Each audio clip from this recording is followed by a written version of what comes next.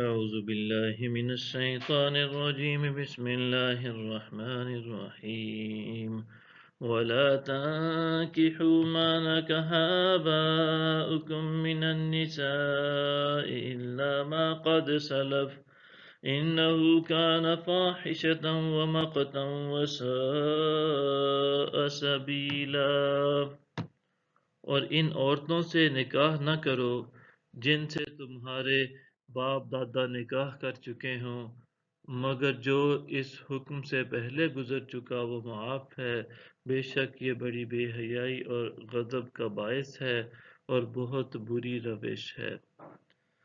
حرمت علیکم امہاتکم وبناتکم واخواتکم وعماتکم وخالاتکم وبنات الاخ وبنات الاخت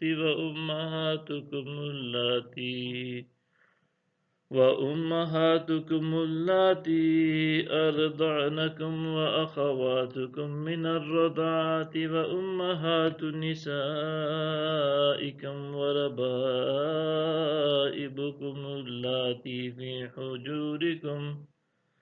في حجوركم من نسائكم اللاتي دخلتم بهن۔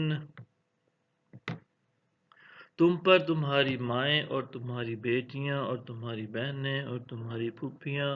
اور تمہاری خالائیں اور بھتیجیاں اور بھانجیاں اور تمہاری وہ مائیں جنہوں نے تمہیں دودھ پلایا ہو اور تمہاری رضاعت میں شریک بہنیں اور تمہاری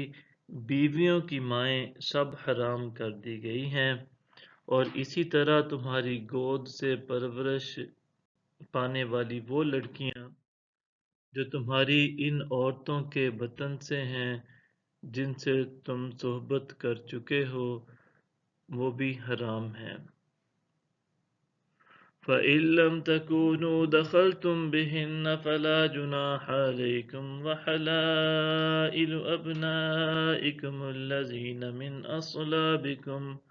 وَأَن تَجْمَعُوا بَيْنَ الْأُخْتَيْنِ إِلَّا مَا قَدْ سَلَفَ إِنَّ اللَّهَ كَانَ غَفُورًا رَحِيمًا۔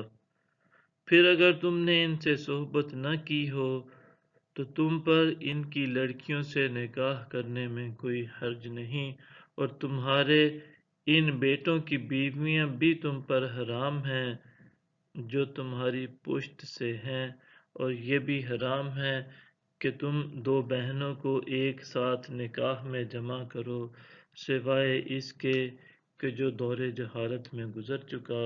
بے شک اللہ بڑا بخشنے والا مہربان ہے۔ صدق اللہ العظیم۔